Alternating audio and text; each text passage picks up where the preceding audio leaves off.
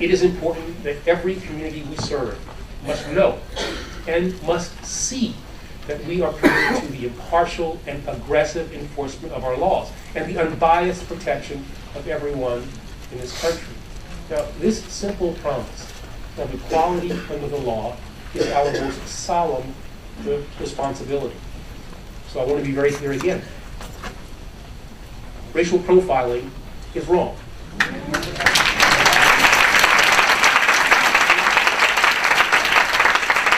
It undermines the trust and the confidence that people should have in our law enforcement system. It runs contrary to our most treasured values. It is ineffective. And that's something people got to remember. It's ineffective in the pursuit of justice. And it is counterproductive as a policing tool, because it can leave a lasting scar on individuals as well as on communities. Now, decades ago, the reality of racial profiling drove my father to sit down and to talk with me about how I, as a young black man, should interact with the police if I was ever stopped or confronted in a way that I felt was unwarranted. I didn't understand that conversation. I get it now. This conversation is no doubt familiar to many of you who are in this room. And it's one that has stayed with me throughout the course of my life.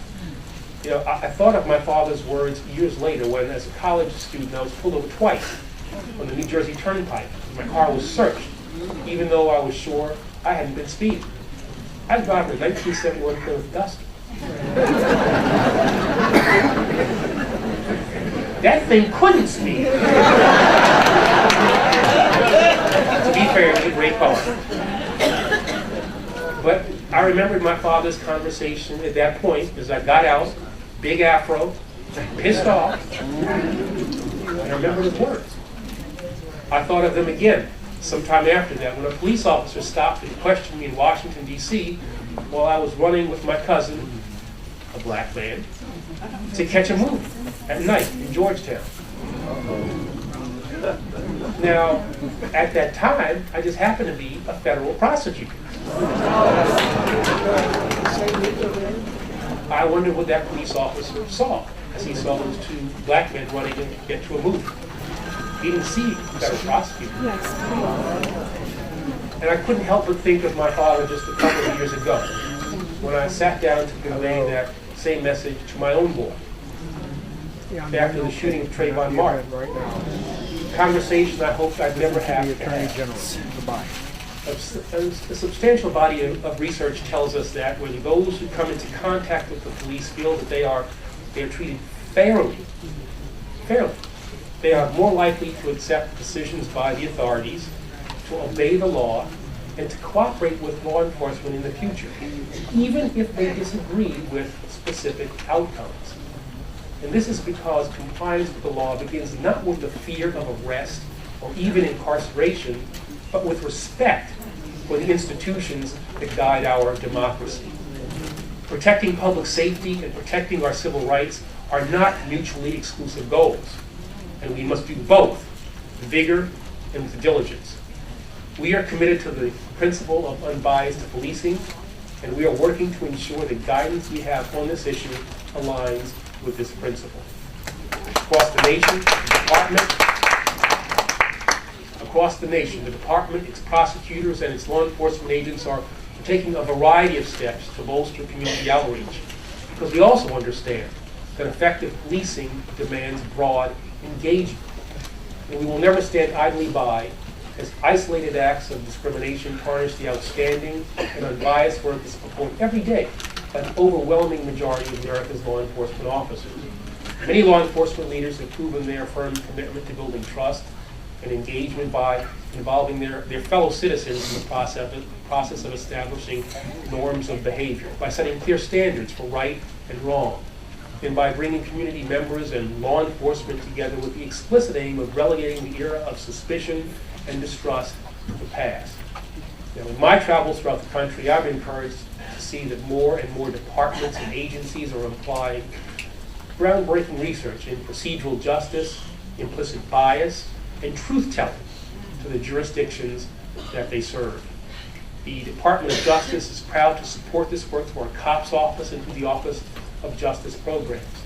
Last Friday, right here in New York, the COPS office convened a groundbreaking forum to bring together law enforcement, civil rights groups, and communities of color. And Associate Attorney General Tony West announced the creation of a new National Center for Building Community Trust and Justice. And going forward, this center will enable us to explore, to advance, to assess, and to disseminate information about strategies intended to enhance procedural justice, reduce implicit bias, and strengthen the relationship between law enforcement and communities of color. Coupled with the administration's broader work under the President's My Brother's Keeper initiative to support boys and young men of color from coast to coast, these collaborative efforts are showing tremendous promise. In the days ahead, the Justice Department will also do everything in its power to confront the unwarranted disparities faced by too many African American and Latino defendants after they become involved with our criminal justice system. We have seen all too clearly that once they've been convicted of crimes, people of color often face harsher punishments than their peers.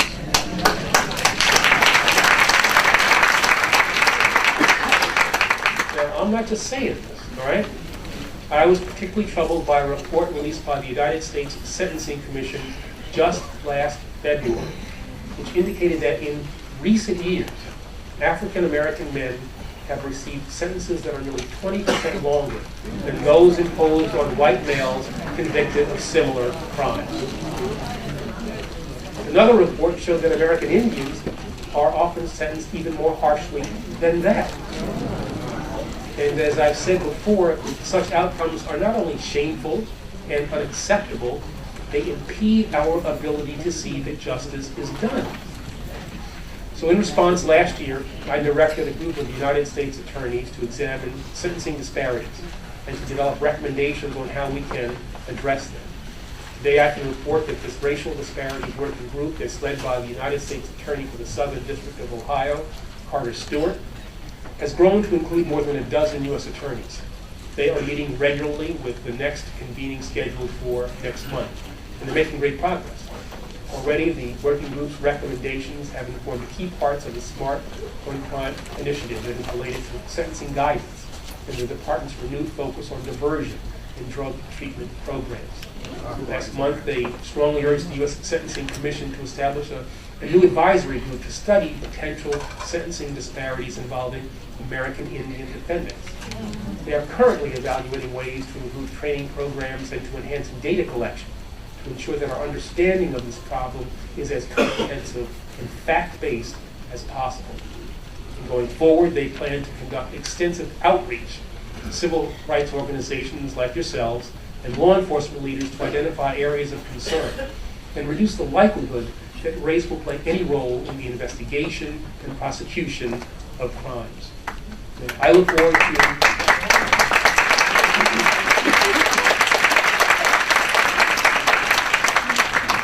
forward to reviewing additional recommendations and findings as the working group's efforts unfold. And in the meantime, I believe we can all be proud of significant steps that the Justice Department is taking to address disparities and to eliminate ineffective or biased policing practices. Yet, nearly half a century after Dr. King's untimely passing, it's clear that a great deal of work remains to be done. And as we come together today to continue our pursuit of a more perfect union and to keep building the more just society for which so many millions have fought and organized and marched and died over the years, it's time for new generations of public servants and patriotic citizens to step forward.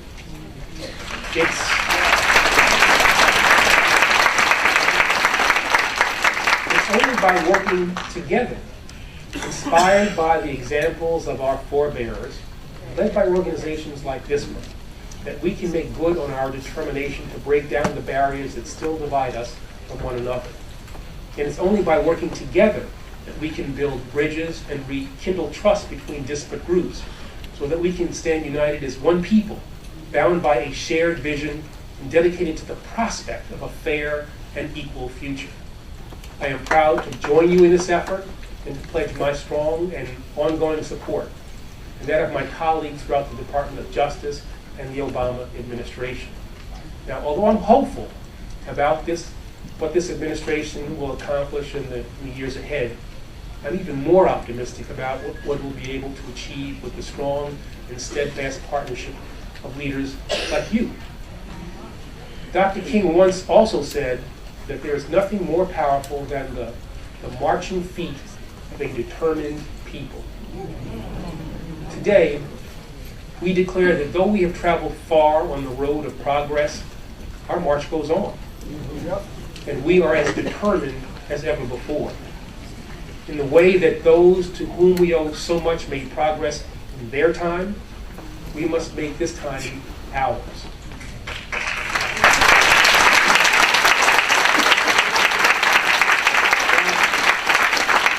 Understand, there is hard work, and there is disappointment ahead.